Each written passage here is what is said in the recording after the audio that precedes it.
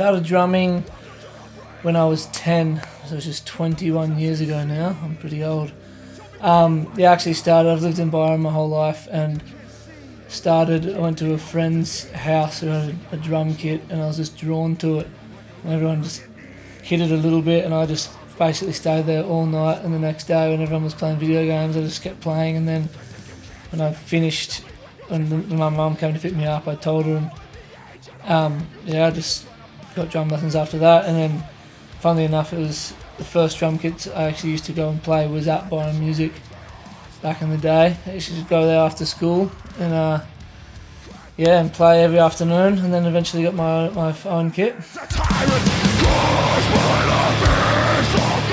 First drum kit I got was from a garage sale, I think, and funnily enough it was a Pearl as well as it was a real basic Pearl, and with Zildjian ZBTs. I think it was maybe an export, but yeah, it was only just a simple 4-piece with 2 cymbals and hi-hats, and obviously it's changed a lot now. I've pretty much added new cymbals and drums every couple of years, and to the point where my drum tech hates me because there's so much shit to set up. I've got like, what is it, 6-piece now? No, yeah, 6-piece with way too many cymbals. But actually, they think I've got too many cymbals, but I love it. I'm going to add more. Every album I try to add at least 1 or 2 more cymbals, so yeah, now I've got a bit of a solid setup.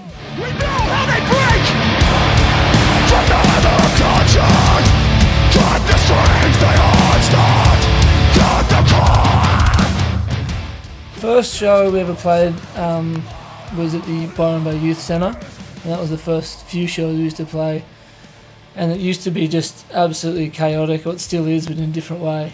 So the early shows were basically, it all came down just to crowd participation. It was all about what the crowd, like, it was just basically our mates running around and moshing and going crazy, and we used to feed off that, which now, the only difference is now is it's not just our mates, it's thousands of other people doing the same thing. Signature sticks, Zildjian, pretty much size rock, which is, they're big and pretty weighty for a lot of people. But I started off with 7As when I first started, and 7Bs, 5A, 5B, slowly gotten heavier and heavier, and in my opinion, the heavier the stick, the better, because for rock and metal, it makes the drums sound better and fatter, and it really, like if I play with a light stick now, the tones of the drums sound different.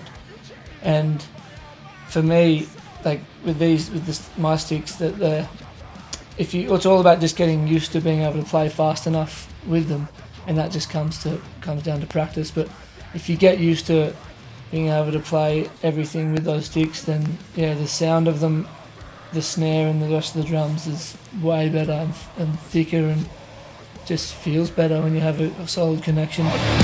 Crushed. We've been crushed by the fist of God. We've been crushed by the fist of God. To the left I see. 2 things that I love in my life is drumming and surfing, and so pretty much whenever we're not touring, I'm surfing or on surf trips and hunting waves. So it's pretty good balance because they're both physical activities that I need to keep fit for, and obviously surfing, I just love going on surf trips and just getting totally away from the band environment and venues and speakers and drum kits. Basically just have fun with it, and you just it's a really fun thing to do, and you enjoy it and see where it takes you and see where you go. Learn proper, enjoy it, and practice a lot. That would be my advice.